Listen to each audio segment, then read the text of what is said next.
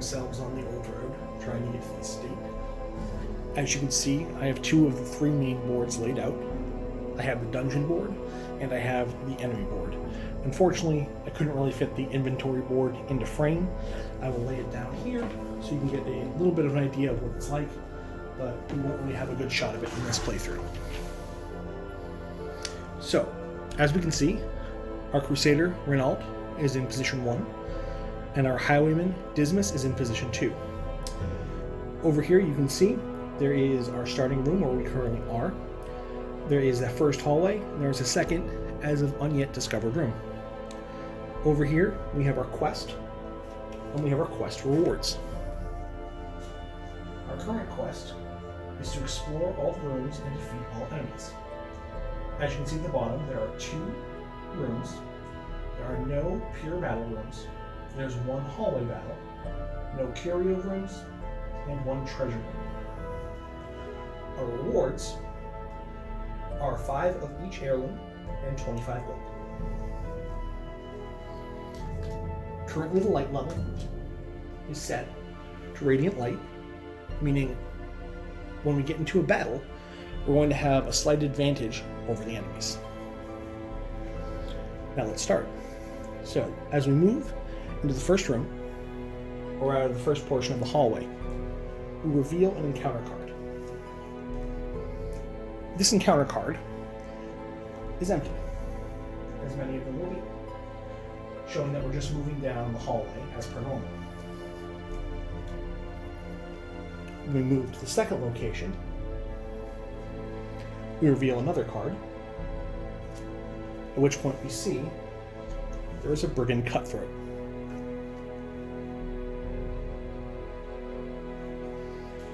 So at this point what we'll do is we'll find the brigand cutthroat token, and we'll place him on the board in enemy position 1. And then what we'll do is we'll grab the brigand cutthroat card, denoting its abilities and what it will do, and place that in enemy card 1. Now let's take a closer look at the enemy card.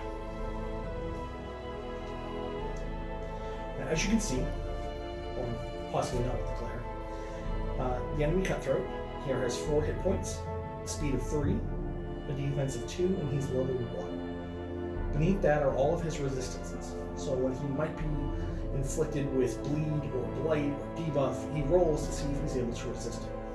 He also has 4 abilities: Slice and Dice, Uppercut Slice, Shank, and Harmless Poke. Each of these can be used depending on his location and the availability of heroes in the right slot to hit.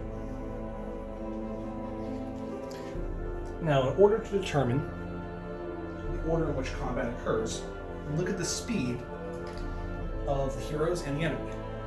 Now, if we take a look here, we can see that the Highwayman Dismas has a speed of 5, so he will actually go first.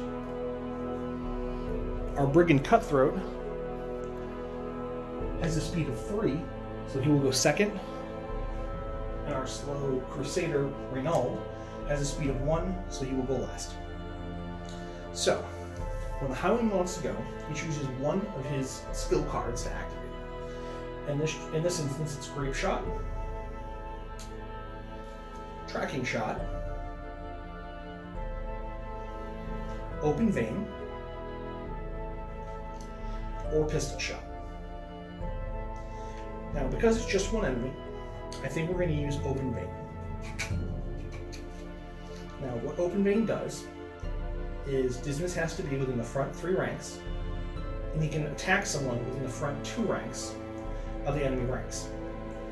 Now, because it has a special effect, it's going to reduce the overall amount of damage that Dismas would deal with the attack, but it's going to inflict 2 points of bleed if successful.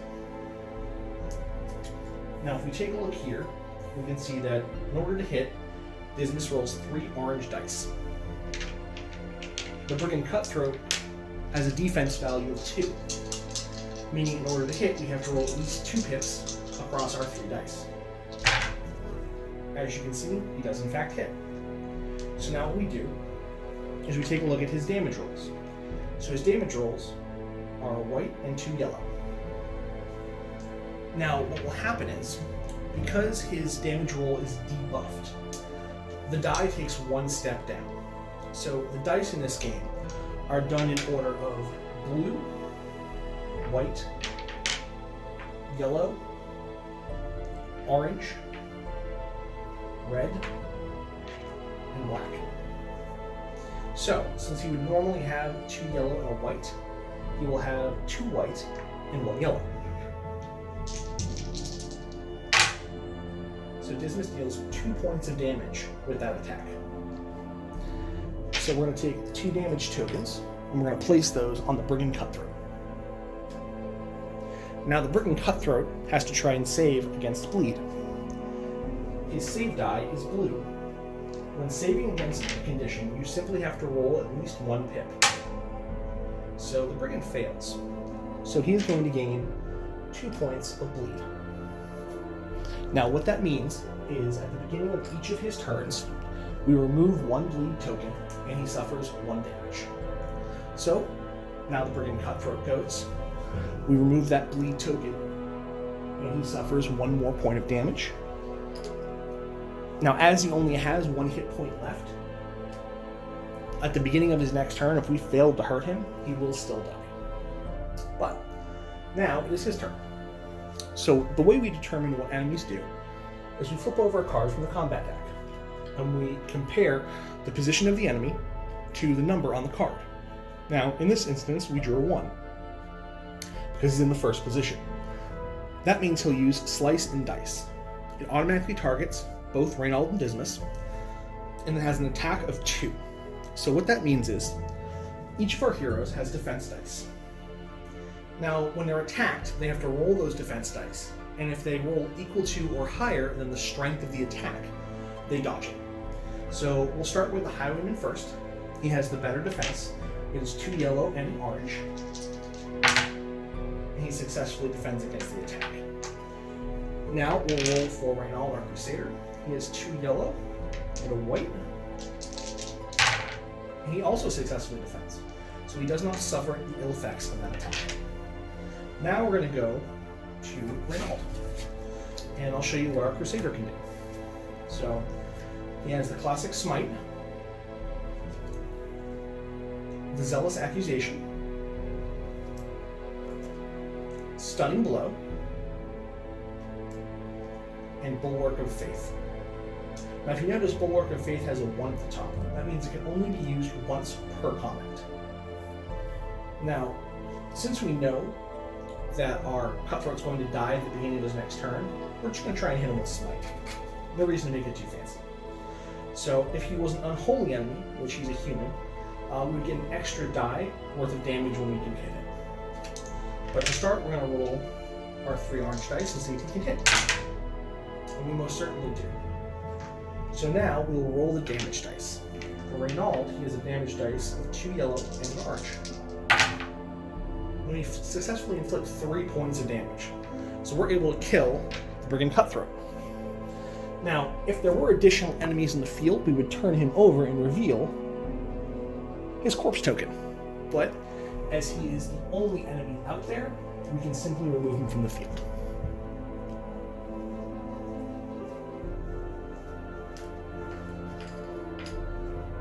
Now, let's take a look at our next encounter. So we're going to move another square up in the hallway. Oh, and I almost forgot loot. So, for a level 1 quest, each time you win in a battle, you receive 2 loot cards. So the 2 loot cards we're going to receive this time are a Jade and a Citrine, worth 7 and 5 gold each. So you may not be able to see this, but I'm going to place these into our inventory down below the dungeon wall. Now, as we move into the next space, we're going to draw another card. And this time we've drawn the Traveler's Tent. This is a curio, something you can encounter in hallways and in rooms, and you have options with it. So with this one, we roll 1 red dice, and then depending on the roll, we get 1 of 2 options. So if we roll a red die and get a 0, which is the least likely, we'll just get a small pile of gold. If we get at least 1 or more pips, we're going to receive 1 of each heirloom type. So we'll roll that red dice, and we did in fact get at least one pin. So I will search through the inventory here, the loot pile, and pull out the required cards, which is a crest, a portrait, a deed, and a bust.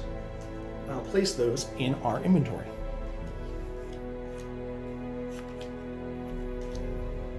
All right, we're making good progress. So now we're going to move ahead one more, reveal our next encounter, which in this instance is another old road. So we're just going to continue on our way. Now we enter a room. Now, rooms by default are unexplored. When we enter it, we flip this over and see what it is. This is a treasure room, which normally means there will be a treasure chest inside. The other thing about a treasure room is there's always enemies. So now what we do is we search through the encounter deck, which there's only one card left since it's a tutorial. We're going to encounter the Brigand Bloodletter and the Brigand Fusilier. So let's get combat set up. So we're going to grab the Brigand Fusilier and the Brigand Bloodletter tokens, and we're going to place those on the field. We're also going to take their cards and we're going to place them up top in respectable areas. Now, we have to figure out the order in which combat is going to occur. Now, when we take a look, we see that the Brigand Fusilier has a speed of 6, so he is most definitely going to go first. We see our Highwayman has a speed of 5, so he'll go second. Now, the Brigand Bloodletter and Reynald both have a speed of 1. In this instance, we favor the heroes. So Reynald will go first, and the Bloodletter will go last. The Bloodletter has a speed of 1, a defense of 1, and he's also level 1. But he has 12 hit points. He's slow and easy to hit, but it will take a while to chip through it. The Fusilier has a speed of 6, a defense of 2, and he's also level 1 with 4 hit points. So, we'll start with the Brigand Fusilier. So we flip over the top card of our combat deck here. We can see he's in position 3, so he will use 1, which for him is Blanket Fire. It automatically targets both our heroes and any other heroes behind them, if there were, and it has a power of 2. So we're going to roll Dismas's defense first. We'll see if he can evade it, and he does. Now we're going to try and have Reynald avoid it, and he also manages to.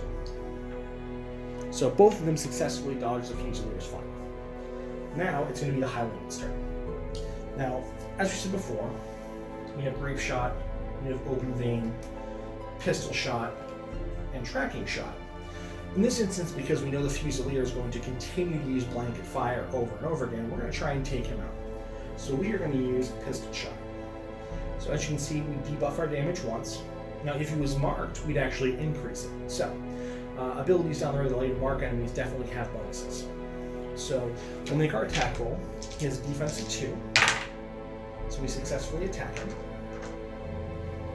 Now we're going to roll our damage.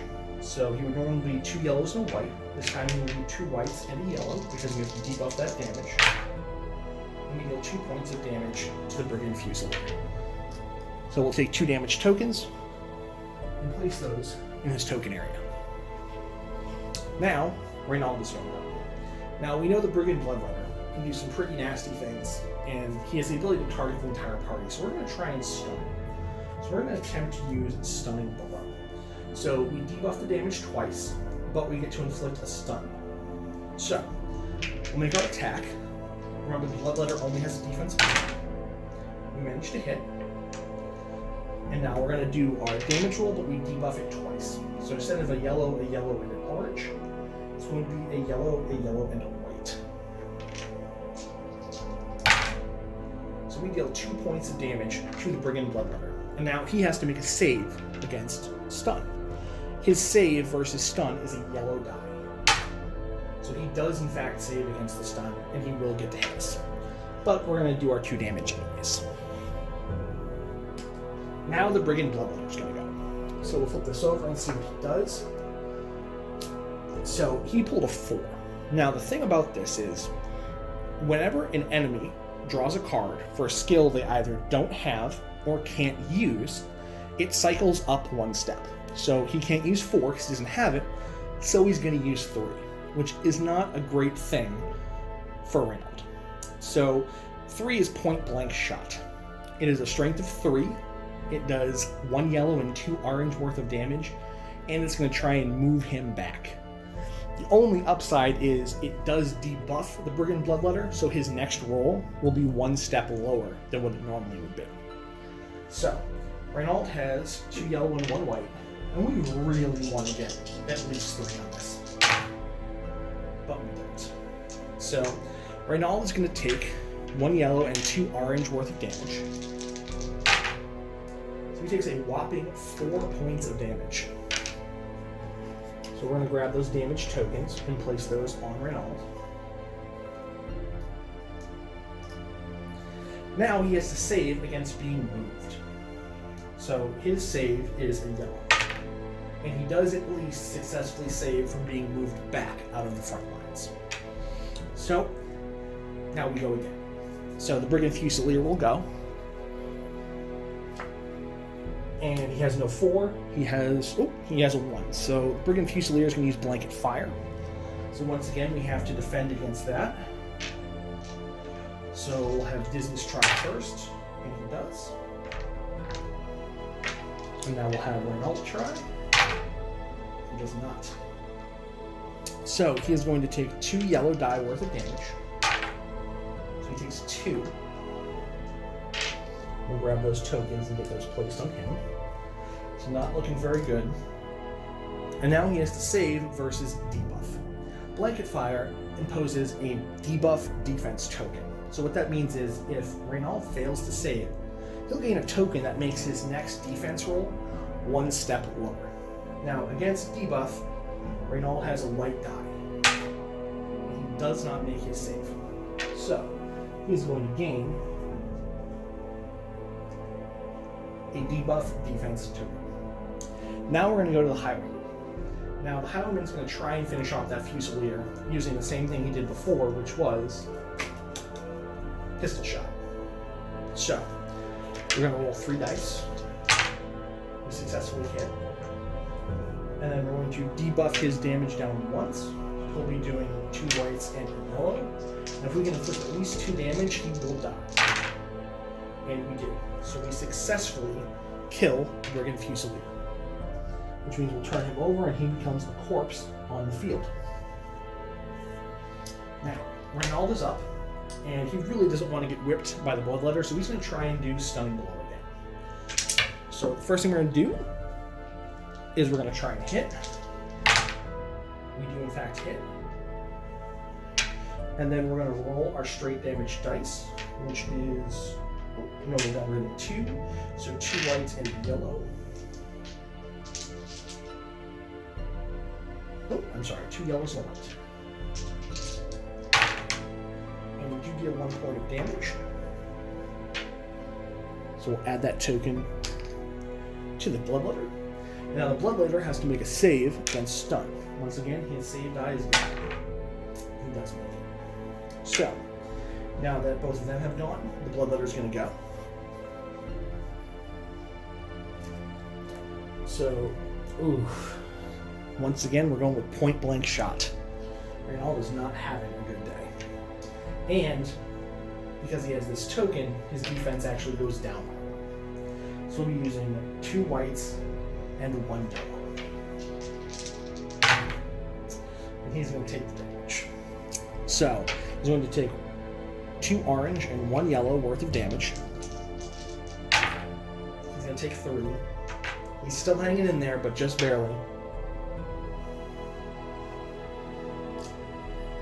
And he has to save against being moved.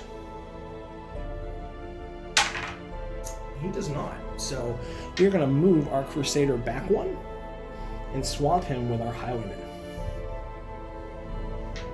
Alright. So now we go back to the Highwayman's turn.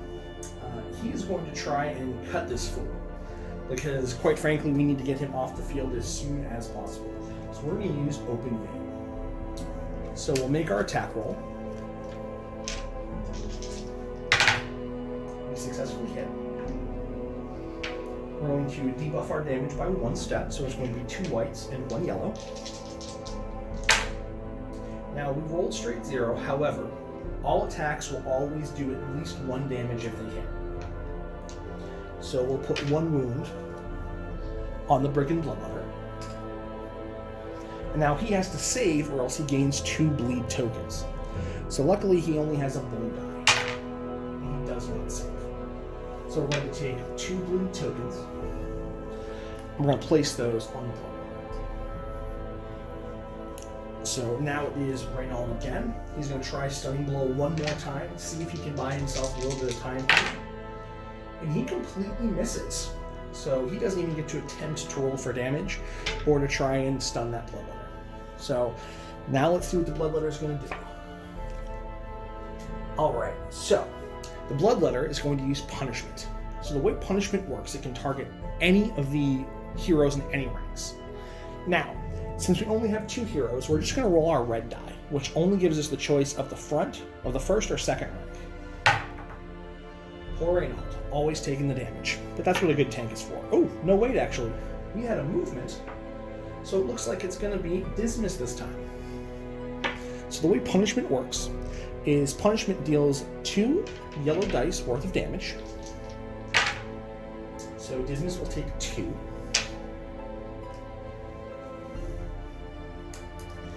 He has to save against bleed, which for him is going to be a white die. He does save, thankfully. But he also is going to take 2 yellow dice worth of stress damage. So he's going to take 1 stress. So stress, as we know, persists after the current quest is over. And as it builds up, eventually it can cause afflictions. So we're going to cycle back over to Dismiss again. And Dismiss is going to try and do Open Vein 1 more time. Also, because the Brigand Bloodletter had a turn, where Bleed Token goes away, and it suffers 1 additional wound. So we'll do Open Vein. So we need at least 1 die, so we hit. We're going to roll 2 white and 1 yellow die for damage. So we do always inflict at least 1 point of damage.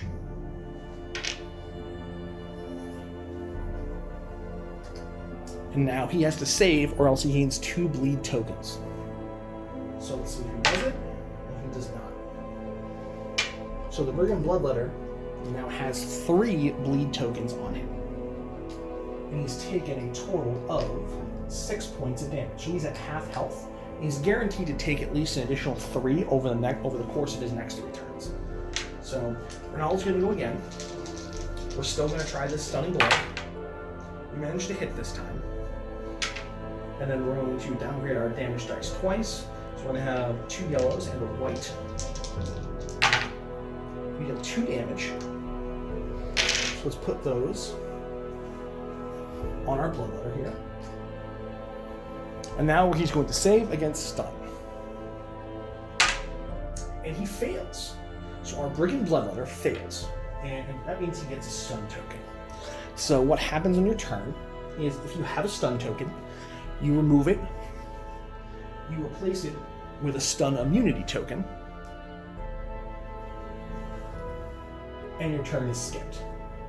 He's also going to take 1 more damage because he has that bleed token. So that's going to get removed, and damage is going to get added. So now he's at 9. So he's not looking too good. So we're going to go back to Dismiss again. And Dismiss is feeling pretty good. He is going to go ahead and he's going to try and stab him again with Open Vein. Might as well keep doing what works, right? So he successfully hits. He'll roll his damage. And he deals 2 points of damage.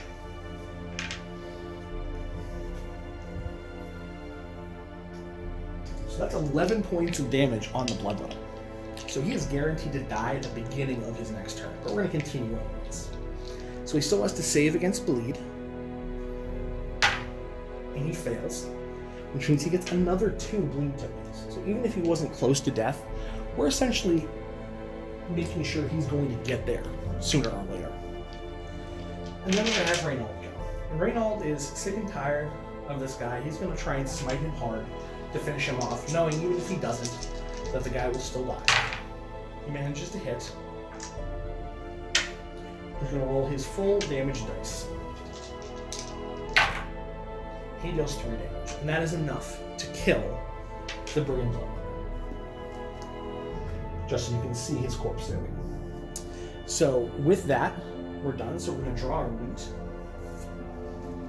So we're going to flip over 2 loot cards. We're going to get a small gold pile and a massive gold pile. And we're going to place those down here. Now gold can stack up to 5 gold cards in an individual spot. Heirlooms and items or specific gems can stack up to a certain amount, but they can only stack with themselves. Now, if we take a look here, we've beaten our quest. We explored all the rooms. We have successfully defeated all of the enemies. So at this point, our heroes leave here, they arrive at the hamlet, and they begin that grand adventure that is the Darkest Dungeon. Thank you for tuning in. I hope you enjoyed. I hope to fill you guys in with some new stuff soon.